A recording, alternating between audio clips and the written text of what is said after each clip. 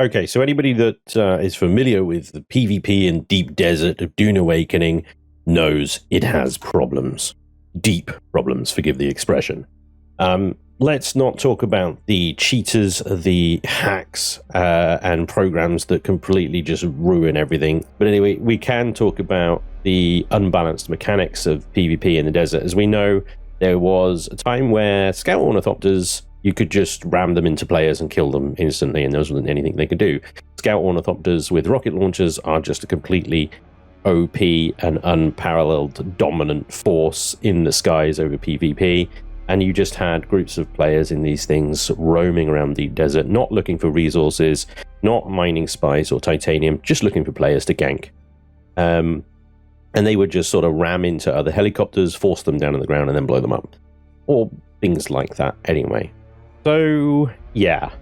What you have is a game that is primarily marketed towards a PvE audience. So player versus environment. These are people that don't generally want to PvP because they know that it is a toxic hellhole. And people like myself don't really want to participate on that because we don't find it fun. And the limited time we have in the day, we want to play a game that's fun. And for the most part, Dune Awakening is a very fun game. But when you get to the last tier of progression that requires you to go into the deep desert, you are required to go into PvP arena, which, as I mentioned, is full of PvP trolls and zergs and cheaters, hackers, stream snipers, everything that you can imagine. And that is absolutely no surprise. And anyone that's surprised about that is living in La La Land. And that's exactly where Funcom are living right now. Funcom are living in La La Land because they've created a game where you have to spend hundreds and hundreds of hours grinding away resources just to get into the deep desert, to get the last coveted resources for those top tier weapons and stuff that everybody wants. You know, everybody wants the titanium, everybody wants the spice at massive quantities, yada, yada, yada. Everybody wants the stuff that's in those testing stations, you know? So, of course, the PvE players are going to go and try and do it. But let's be honest, also Funcom marketed the PvP as this kind of dynamic warfare where it's all combined arms and everything's sort of balanced, and actually it looks like, you know, if everybody was playing their part properly, it might be quite a good brawl. Since when has that ever happened in any game that allows PvP? And in particular, any game that is a grindathon to build up and takes you 100 hours just to get the gear to PvP and then lose it in less than 30 seconds. You know what happens when you do that? Rage, toxicity, the absolute abhorrent behavior. Of course it happens. I spend 100 hours grinding away the resources to make myself a Mark V Scout Ornithopter, only to lose it in 30 seconds. That's gonna piss anyone off. And of course, when you're pissed off and all you've got left is verbal abuse, you know, you're gonna turn into a toxic asshole. That's just the nature of people, and that's just the nature of a completely anonymous internet. We all know this. So why is anyone surprised that this happened? And why has Funcom not put any plan whatsoever in place to counter it or to balance their game around it? They knew what they were doing. So that's why my only conclusion is that they were in La La Land when they were developing this game. Have they not heard of Rust? You know? Hello? What do you think is going to happen in your deep desert when you open it up and you get people just losing hundreds of hours of work in 30 seconds? Oh my gosh, I don't know. Oh dear. And obviously then you get this sort of person that knows the risk and reward, and they want absolutely every advantage they can have. So they do use the hacks, they do use the cheats, they do stream snipe, and they do everything they can to win and have that unfair advantage over players, because no one wants to lose. Losing's no fun. Inevitably, people are going to take it to the extreme to secure a win in their minds. Not that cheating is winning, but, you know, some people it is, I suppose. Anyway, I'm possibly ranting at the moment, because the reason I wanted to make this video is that Funcom have now responded. In particular, Joel, the creative director of Funcom for Dune Awakening, has responded. And they are indeed making some changes. And some of these changes have a potentially positive, but also you just can't help but do a double facepalm when you're reading through this statement. And I'll put a link to it in the video description, and you can go and read it yourself. And it's very well written, and it does fill you with optimism and hope and things like that. But again, the double facepalm is strong. Some of the most interesting parts of the announcement and changes that they are proposing to PvP, the Deep Desert and stuff like that, are that they are going to be changing some areas of the Deep Desert into player versus environment. So they're going to take the PvP away from some areas. I assume this means they're going to expanding beyond the shield wall. There's going to be opportunities to get titanium and sort of small, medium spice blows in these player versus environment areas. So, you know, the sort of PvE players that don't want to participate in PvP don't have to have a small aneurysm just to get some of the resources that they want, you know?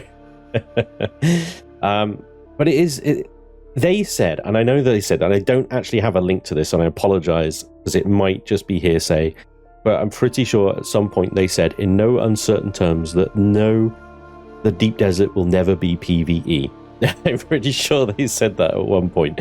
Perhaps someone can help me in the comments section verify that. Anyway, to see them now just basically turn on their heels and go, "Oop, never mind." Oh my god, both hands are firmly pressing themselves through my face right now. It's good. It's good. I'm all for that. As a PvE player myself, it's good. But it's like, yeah, duh. Didn't you see this coming? I don't know. Anyway, there's lots of other information in this post that it all sounds very, very good for a PvE player. But there's some opportunities that they simply missed. One of the ones is addressing the Scout Ornithopter. They're going to make Scout Ornithopters with rockets fly slower. The rockets will overheat it quicker. You know, and that's like to try and balance the Ornithopter against. But the main problem is you've got a Scout Ornithopter with rocket launchers, right? You've got a fast, maneuverable, cheap vehicle capable of dealing the same amount of damage as an assault ornithopter. Now, let's be honest, an assault ornithopter should be an apex predator. It's an assault ornithopter. It's in the name. It's supposed to be the fighter. And I don't mind that it's slower and bulkier and heavier than a scout. That's absolutely correct. But is it better at fighting than a scout? Absolutely not. It's terrible. A scout absolutely ruins an assault ornithopter. In what universe does that make sense? So they're addressing the Scout Ornithopter by not really addressing it. Yeah, okay, they're going to be slower, they're going to generate more heat, but they'll still be able to fly at the same height, they're still going to be able to outmaneuver, and they're still going to be able to carry rockets. So there's not going to be any change whatsoever. What you need to do, and there's a really simple change that they can make to make assault ornithopters the apex predator that they should be.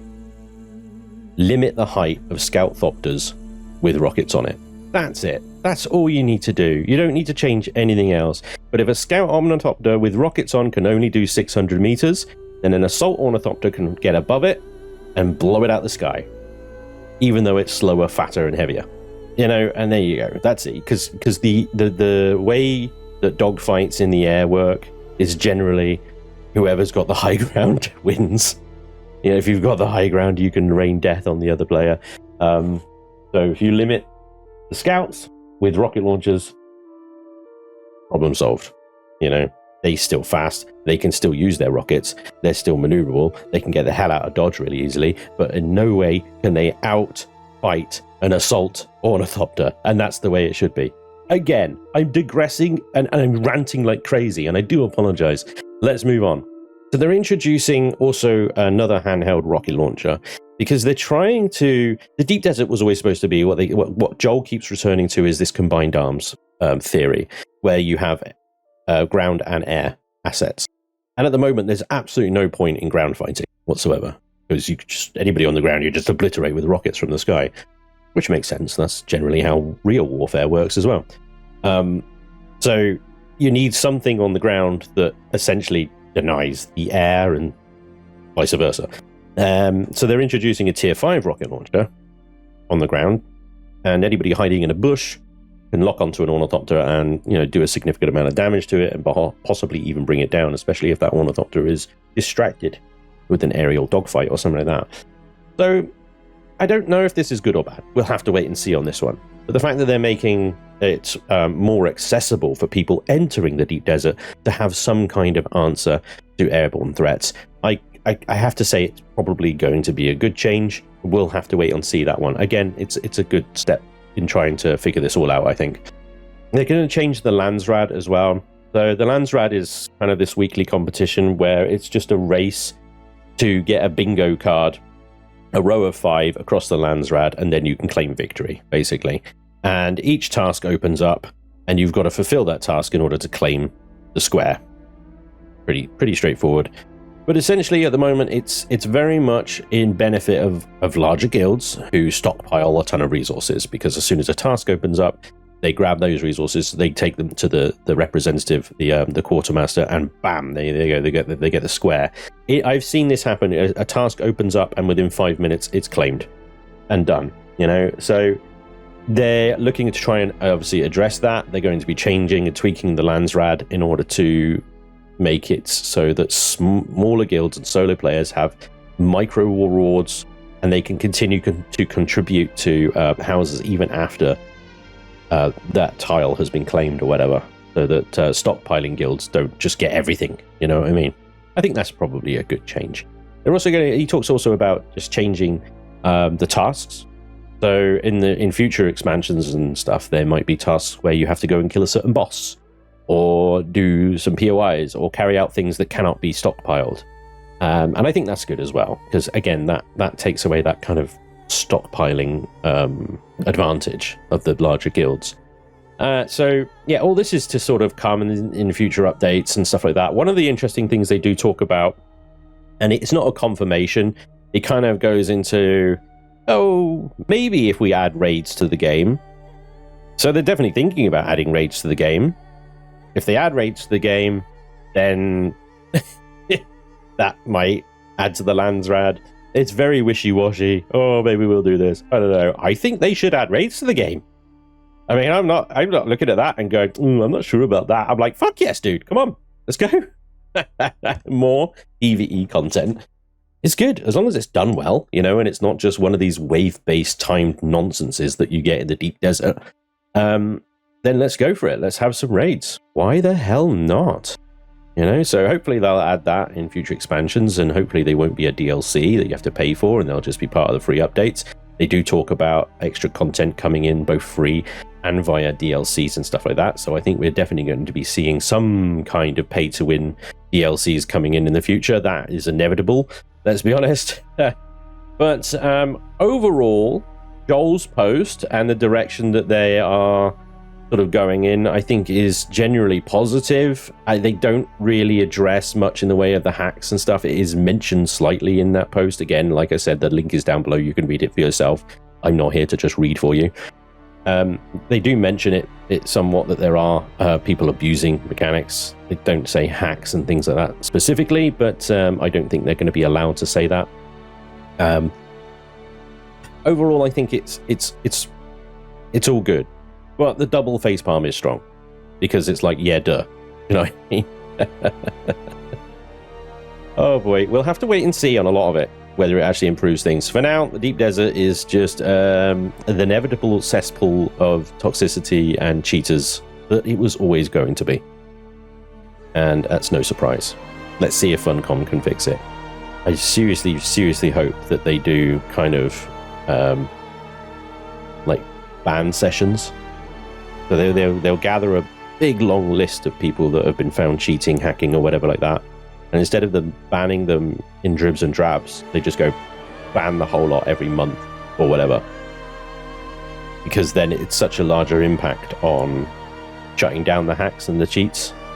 If you ban them in dribs and drabs, the hacks and the cheats can update much quicker, you know, to avoid detection and stuff. They do them once a month, then it's a huge impact on them, and it takes them longer to adapt because they don't necessarily know exactly what it was that the developers were tracking. We'll see. I hope that's the approach they take. We'll see. As with any MMO like this, it takes time to mature. And let's be honest, only been out for a couple of weeks. So I think it's doing reasonably well considering how young it is. But yeah, we'll see. The future is hopefully bright. Let me know what you guys think in the comments down below. As always, I do apologize for ranting and raving over this this video, but there's some good information in here, and hopefully something to look forward to. In any case, I want to hear from you down below. Let me know your thoughts. Maybe you agree with me, maybe you don't. In any case, let me know. Thank you for watching. I hope you enjoyed. Hopefully I'll see you soon. Till next time, take care. Bye-bye.